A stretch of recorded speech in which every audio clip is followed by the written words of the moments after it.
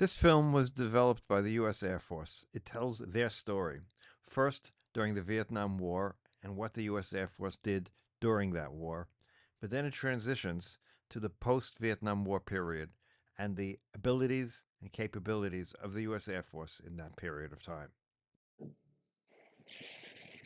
The United States' involvement in war in South Vietnam, as well as in Laos and Cambodia, was an attempt to stop communist aggression and keep Southeast Asia free.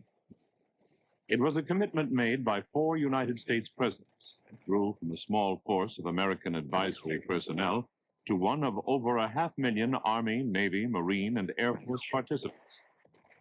In 1965, as the American military buildup accelerated, the Communist Viet Cong and North Vietnamese armies escalated the war in an attempt to cut South Vietnam in half.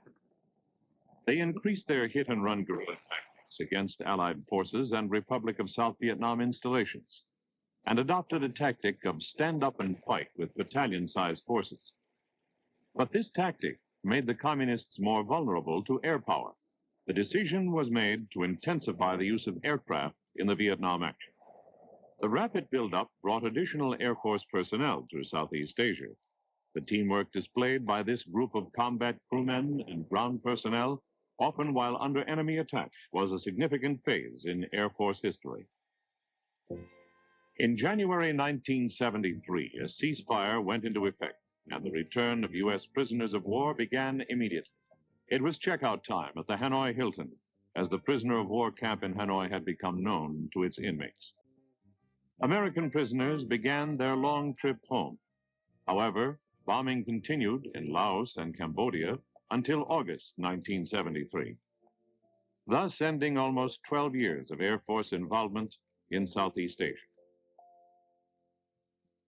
In addition to its combat role, the Air Force participates in many non-combat activities that are historically important. Many of these came about because of the social, economic, and environmental changes to our society during the 60s. Military civic action, for example, includes projects useful to the local population in such fields as education, training, public works, agriculture, transportation, communications, health, sanitation, and others that contribute to economic and social development. One of the most serious obstacles to progress in developing nations is the lack of roads and transportation. The Air Force has airlifted equipment, necessary supplies, material, and food to remote areas. Timely medical attention was made available to stricken people deep in the jungle. Such civic action offers a way for military forces to identify with the nation's civilian needs. Local Air Force commanders are encouraged to become involved in community affairs as part of the Air Force Community Services Program. Such action is not limited to war-torn nations. When disaster strikes anywhere in the world, it often signals immediate extension of Air Force human and physical resources. Food, clothing, water, medical supplies, and technical assistance are quickly airlifted to the stricken populace. All local Air Force units and personnel are authorized and encouraged to volunteer their services. Humanitarian assistance is an important part of the Air Force mission. Pollution is also a problem that concerns the Air Force.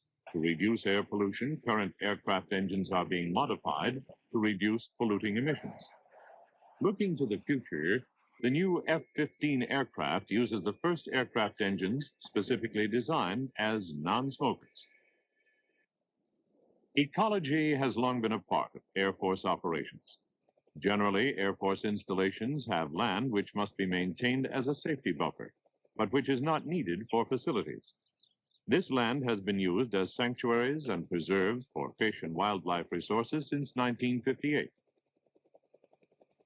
Discrimination of any kind is counter to Air Force policy, and concentrated effort is expended to dispel prejudice and mistrust wherever it may exist.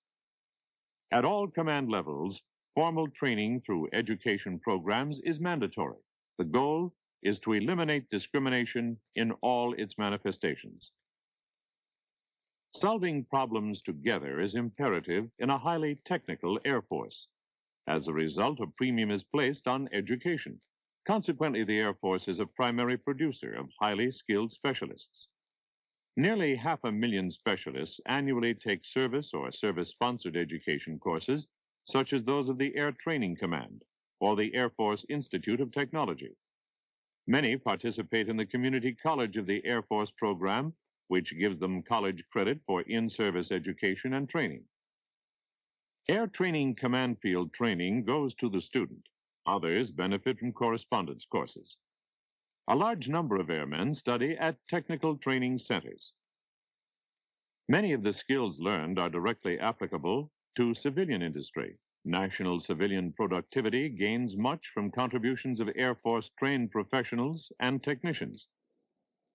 Conversely, the Air Force gains from the skills of civilian industry, for its defense products are the finest in the world. Excellent examples are today's advanced jet aircraft. The SR-71 reconnaissance aircraft provides the Air Force with an expanded global view. Its speed and range were demonstrated in September 1974, when it flew from New York to London, England, in 1 hour and 56 minutes, a distance of 3,490 miles at 30 miles a minute.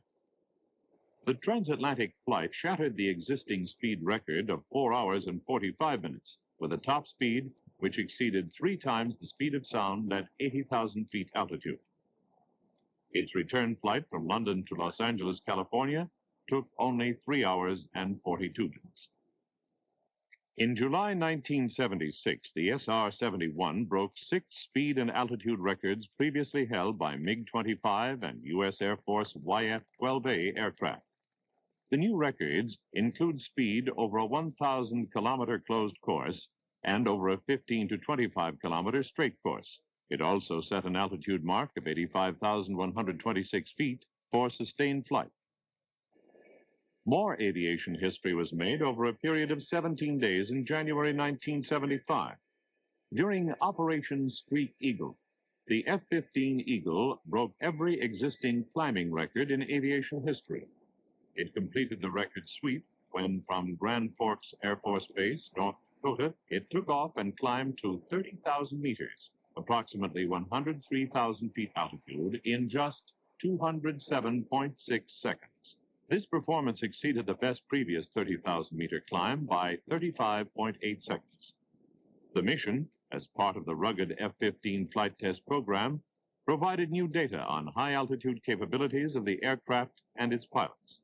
Also, it was a clear demonstration of American technology. A high-performance, highly maneuverable F-16 multi-purpose fighter is expected to outperform any known enemy threat in its class in the foreseeable future. The formidable B-1 bomber is much advanced over the aging B-52. It is capable of greater speed, heavier payload, and a better capability to penetrate enemy defenses.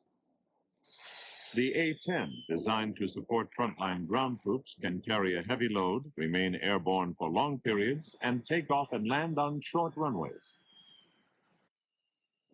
As for the future, the Air Force uses its previous X-15 space experience to move toward new frontiers. Working with the National Aeronautics and Space Administration, the Air Force investigated the possibilities of using X-24 research vehicles in the study of future hypersonic flight, which is above 3,500 miles per hour.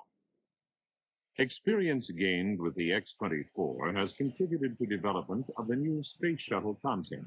Called the Enterprise, this orbiting vehicle will be used by the Air Force for Department of Defense space missions. After its flight in space, the Enterprise will re-enter the atmosphere and fly like an airplane to a designated landing area. The United States Air Force, on the threshold of the future, provides the American people with a capable and flexible air arm dedicated to the preservation of world peace.